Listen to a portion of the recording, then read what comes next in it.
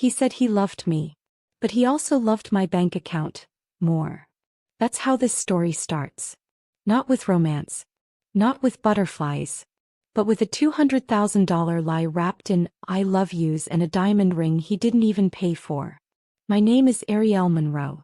And I'm the woman who built an empire, then watched a man try to steal it in a tailored suit and wedding vows.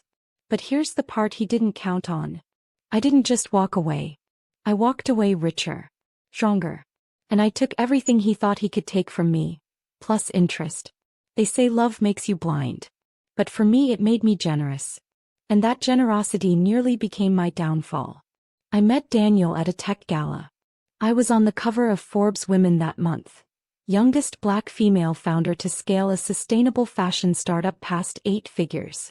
He was charming. Sharp suit, clean smile, knew exactly how to listen without actually saying much. Me. I was tired. Tired of men who were intimidated by my success.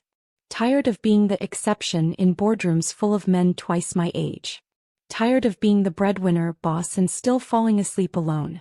So when Daniel showed up, handsome, witty, and seemingly unbothered by my success, it felt like fate. Or so I thought. He never asked what my net worth was. He didn't gawk at my car or flinch when the valet said, Ms. Monroe instead of Mrs. He just smiled and said, "You're impressive. But more than that, you're real. I like that." My walls were up. But he didn't try to climb them. He waited outside until I invited him in. And I did. Fast. Within 6 months he'd moved in. Within a year, we were married. A quiet ceremony. Just us and a few close friends. Everyone said, "He's so humble. So grounded. You're lucky." And for a while, I believed I was. Until the little things started piling up. First he left his job. Said the stress wasn't worth it.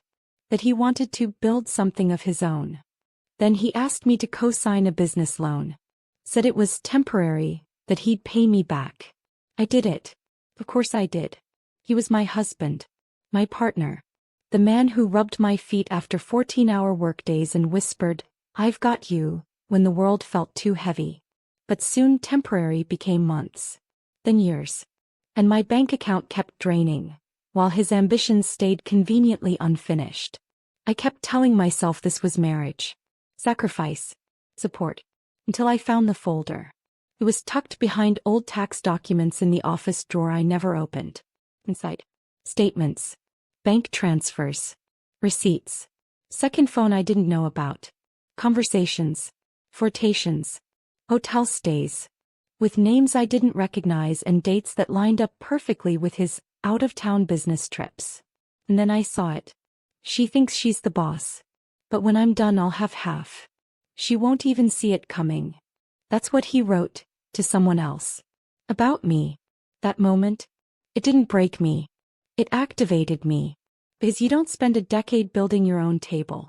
Just to let a man come eat off it like he made the meal. He married me for my money. So I made sure he left with nothing. After I found the folder, I sat on the edge of our bed for nearly an hour. The house was silent. Too silent. And it hit me, this was the first time in months I'd really listened to the quiet. To the sound of a woman who had been silenced by comfort, by routine, by the fantasy of love she thought she had. Daniel was downstairs, humming in the kitchen, probably blending one of those smoothies I bought with my money. Smiling to himself. Relaxed. Confident. And I sat upstairs holding evidence that the man I married was a con artist in cufflinks. The folder felt like fire in my hands. Every receipt, every note, every whisper he'd shared with someone else about my money, my success, my name. Let her work. I'll collect. She's just a phase. But I'll play the role until the prenup loophole kicks in. Yes. He'd mentioned a loophole. In my prenup. The one he begged me not to involve lawyers in because it made things feel transactional. And I, foolishly in love and overconfident in loyalty, rewrote a basic agreement. Myself. The prenup still protected my company. But the rest? Joint accounts. Property. A percentage of liquid assets after 5 years of marriage. We were on year 4. 4.5 to be exact. Right on schedule. I didn't cry. Not yet. I didn't scream. I didn't throw things. I didn't storm downstairs and confront him. Instead, I did what a strategist does best. I got quiet. I started taking notes. The first thing I did was call my private banker. Discreetly. I need to reroute incoming funds. Separate business from personal. Freeze all joint access quietly. Second, I called in a favor to a woman I helped get her first corporate job, now head of cyber forensic finance. Third, I hired a lawyer. A real one this time. That night I played my part. I kissed him on the cheek. Asked about his day. Listened to him lie about a lunch meeting with investors. And inside, I made a promise to myself. You will leave this man with nothing but the memory of who you pretended to be. You will take back every dollar, every minute, every heartbeat he thought he could waste. And when you walk away, you won't just leave, you'll rise. Over the next 3 weeks, I built my case. Every transaction, every lie, every hidden account my contact found under a fake LLC he registered in Nevada, using funds siphoned from mine. And the icing on the cake? A voice recording from a phone call with one of his investor friends. She won't even know until it's done. I've got 6 months left and then boom, I cash out and disappear.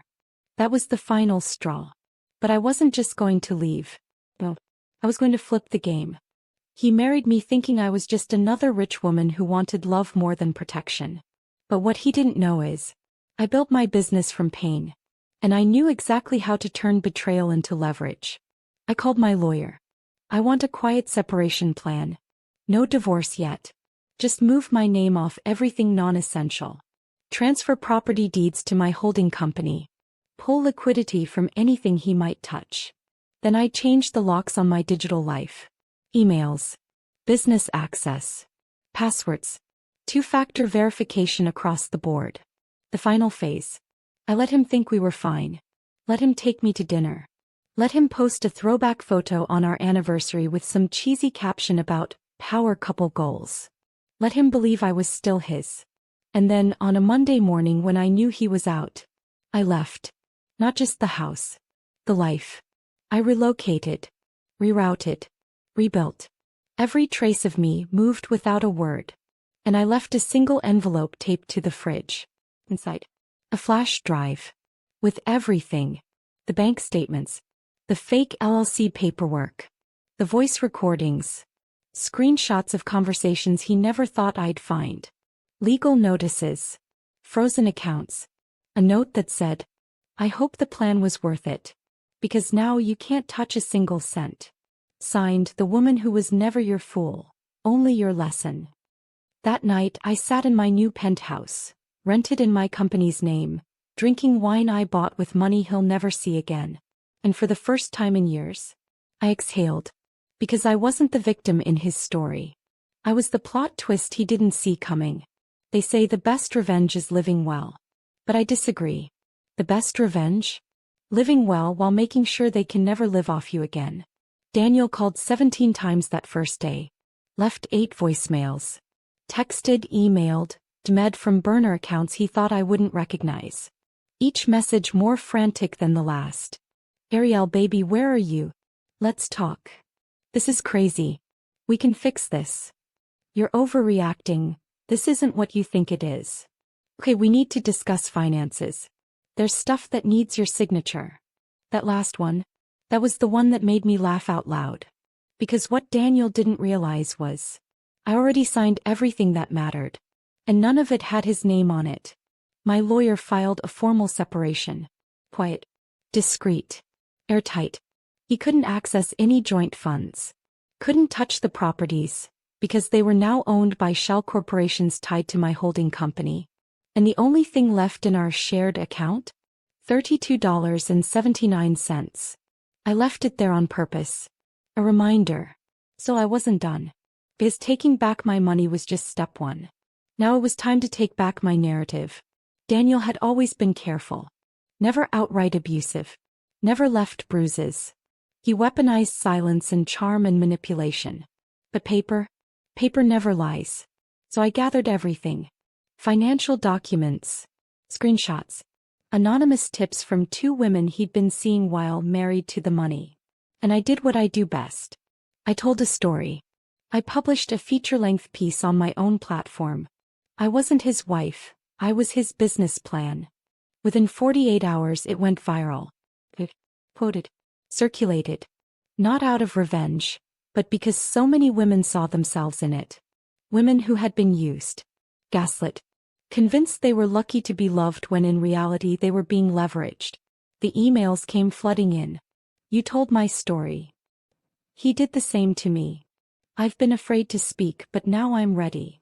And as for Daniel, let's just say, his name started showing up too.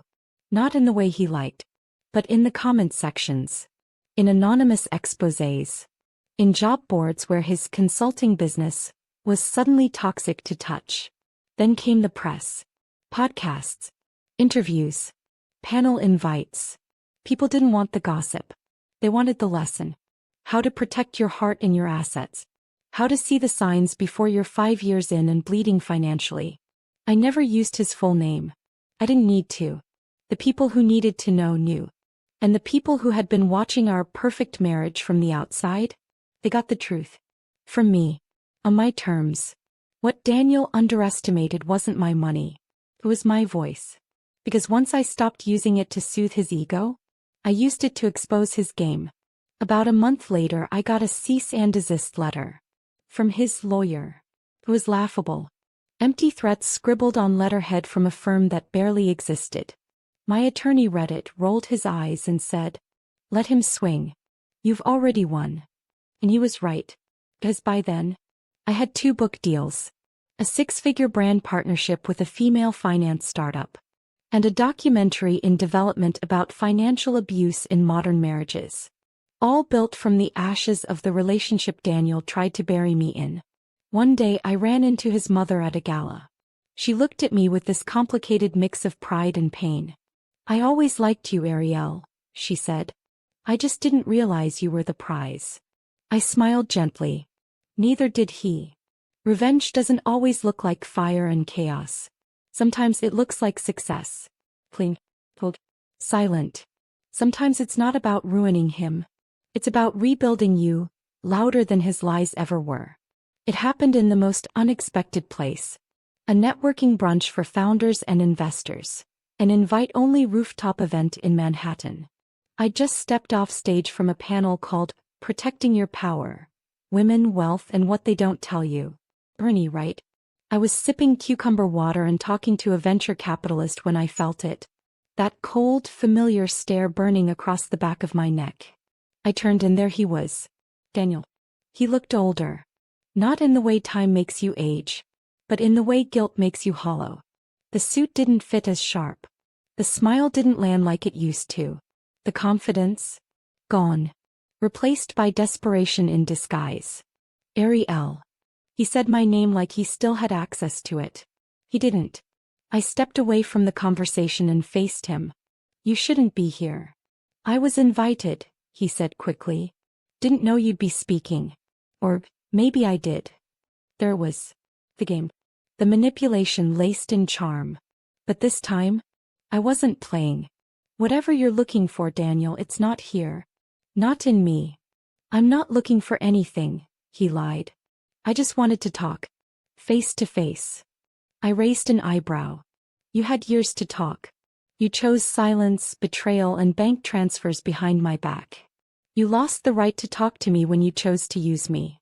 He looked around, realizing people were watching. Of course they were. The girl who used to cry into her pillow was now on magazine covers. The man who once controlled the room now looked like a poorly cast extra. "You made me out to be a monster," he said, voice low. "I didn't have to," I replied. "You did that all by yourself. I just wrote the truth." He stepped forward slightly. "You act like I never loved you." I blinked. And then I laughed. Soft. Measured. Unmoved. "You didn't love me. You loved what I could give you. And once you realized I had more than just money, that I had power, you got scared. Because men like you only love women you can control." He flinched but didn't argue. And I knew right then he finally understood. I wasn't angry. I was finished. "So what now?" he asked. "You want me to disappear? Pretend we never happened?" "No," I said calmly. I want you to remember exactly who I am. Every time you open your mouth to try this with someone else, I want you to hesitate, because you'll wonder if she's another me. And that fear, that memory of how I took everything you thought you could steal and flipped it, that's your sentence. He didn't respond. He just stared. Because there's nothing to say when the woman you thought you broke is now standing in front of you, unbreakable. I didn't walk away immediately. I let the silence do the work. Let him feel the weight of my presence, the power of everything he lost, the humiliation of realizing the fool had outplayed the planner.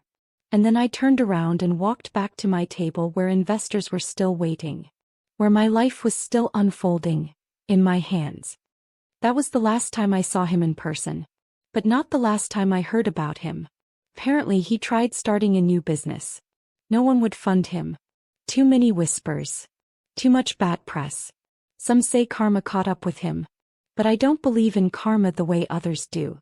I believe in consequences. And Daniel? He earned all of his. I didn't need revenge to destroy him. I just needed truth. And truth, when spoken by a woman who knows her worth, that's undeniable. It's funny. I used to think losing Daniel would break me. Thought I'd be alone, bitter, scarred. But instead, I became limitless. There's a special kind of freedom that comes after betrayal. It strips you bare, burns the illusion to ash. And then, if you're lucky or ready, it rebuilds you with something stronger. Something like truth. Like clarity. Like power. After Daniel, I stopped apologizing for my success. I stopped dimming my light so the man next to me wouldn't feel small. I stopped explaining my dreams in small doses, trying to sound humble so people wouldn't call me arrogant. Because the truth is, I didn't climb this high just to whisper. I rebuilt my company, expanded it, launched a mentorship program for young women founders, created an online series on protecting personal wealth and relationships, partnered with attorneys, therapists, and financial experts. I took the very thing that almost ruined me and turned it into a movement. I named the new division of my company Legacy Over Love. Because love can be beautiful. But legacy? Legacy is forever. And don't get me wrong. I still believe in love. But I believe in the kind that doesn't ask me to shrink. I believe in the kind that celebrates my strength, not fears it. The kind that builds with me, not off me. And if that never shows up, I'm good. Because I'm not waiting to be chosen. I already chose myself. I started traveling more, speaking more, living more. I stood on global stages, told my story in cities I never imagined I'd visit. And everywhere I went, women came up to me and said, "You gave me language for what I went through. You made me feel seen. You reminded me I'm not crazy, I was just being used." That's why I told my story. Not for pity, not for vengeance, but for healing. Because silence protects predators. And speaking sets you free. I remember the first time I stood in front of a crowd of 1,000 women and said, I was never the fool. I was the foundation. He just didn't know it. The standing ovation wasn't for my pain. It was for my rebirth. Because every woman in that room had given too much to someone who gave the bare minimum in return. Now we were done doing that. I built a life so full, so rich in purpose and power, that if Daniel ever Googled me now, he'd see me smiling on stage, or signing a deal, or hugging another woman who thought she couldn't make it through the storm, until she saw that I did. I bought a new home. Not to prove anything. Just to remind myself that I could. A place filled with light and glass and warmth. No shadows. No secrets. Every room a celebration of the woman who refused to fold. And on the fireplace mantel, one framed quote. It reads, "I was not your stepping stone. I was the fire escape and you tried to burn it." I don't think about Daniel much anymore. He's just a chapter in a story that turned out better than I ever imagined. A necessary mistake that led me to my becoming. And that's the kind of peace money can't buy. If you're watching this, and you've ever been lied to, used, manipulated, if someone ever smiled in your face while counting the ways they could benefit from your success, let me say this to you. You are not weak for trusting. You are not foolish for loving. And you are not broken because someone broke your trust. What they took from you, You can rebuild. And what they never had access to was your fire. Daniel thought he married a shortcut. A bank account with a heartbeat. A brand he could ride until the wheels came off. What he actually married. A woman with roots too deep to be shaken. A storm he couldn't forecast. A legacy he couldn't touch. And in the end, he didn't just lose money. He lost me. I didn't walk away from that relationship empty-handed. I walked away with clarity. With strength. With the kind of power no man can ever steal again. Because once a woman knows her worth, she becomes untouchable. You don't need revenge and flames and drama. You don't need to slash tires or scream in parking lots. Sometimes the most devastating thing you can do is succeed quietly, laugh fully, love yourself so loudly they hear it across state lines. So here's my truth. Yes, he married me for my money, but I left him with nothing. And I walked into a life where I am no longer wife material. I'm empire material. To the woman watching this with tired eyes and a bruised heart. To the woman who gave too much to someone who offered too little. Listen to me. You are not stupid. You're not hard to love. You're not too much. You were simply too rare for someone who couldn't afford you. And that's his loss, not yours. Heal. Don't rush it. Let it burn. Let it teach. And then rise, stronger, softer, wiser. Because this world needs women who've walked through fire and didn't lose their light. Women who learned to build from ashes. Women who stopped shrinking. Women who left and then thrived. And if one day you run into the person who tried to break you, you won't need to say a word. Because the glow in your skin, the joy in your laugh, and the peace in your eyes, that's your revenge. And it speaks louder than they ever could. Have you ever had to reclaim your power after betrayal? Share your story in the comments. Your words might be the light someone else needs today. For more true stories about love, loss, and rising stronger, subscribe, like, and turn on the bell. New episodes weekly. And remember, you are the storm they didn't see coming.